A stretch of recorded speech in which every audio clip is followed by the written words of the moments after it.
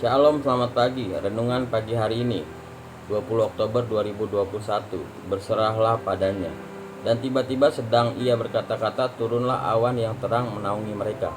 Matius 17 ayat 5. Suatu hari Yesus membawa Petrus, Yakobus dan Yohanes bersamanya dan mengalami transfigurasi di hadapan mereka. Ketika di sana, Elia dan Musa muncul dan berbicara dengan Yesus. Awan kemuliaan menaungi mereka. Kemuliaan itu begitu nyata dan luar biasa sehingga Petrus berkata pada Yesus, Tuhan, betapa bahagianya kami berada di tempat ini. Jika Engkau mau, biarlah kudirikan di sini 3 kemah.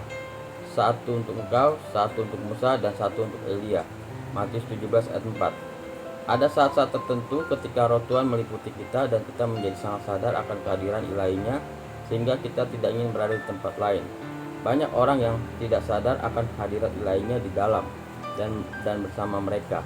Mereka kemudian menurunkan kekristenan hanya sebagai agama belaka. Mereka tidak tahu apa artinya membawa hadirat Roh Kudus, dan tanpa Roh Kudus tidak ada kekristenan. Dia adalah segalanya.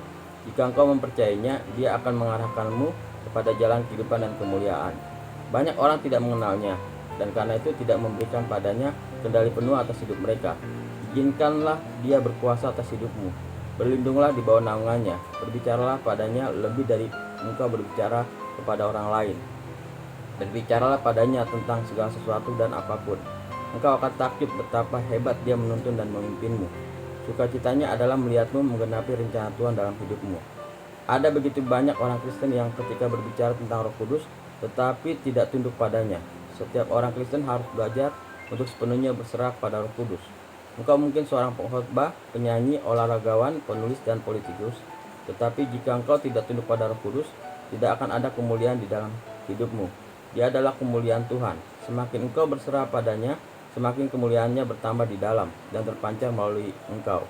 Doa. Bapa yang terkasih, terima kasih atas berkat dan kehormatan menjadi dipenuhi Roh Kudus, dipimpin dan dituntun olehnya di jalan yang Kau tetapkan bagiku. Aku berserah sepenuhnya dan seluruhnya kepada Roh Kudus.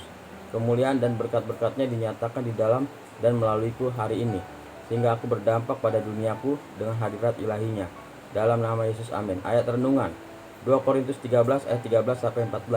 Salam dari semua orang kudus kepada kamu. Kasih karunia Tuhan Yesus Kristus dan kasih Allah dan persekutuan Roh Kudus menyertai kamu sekalian.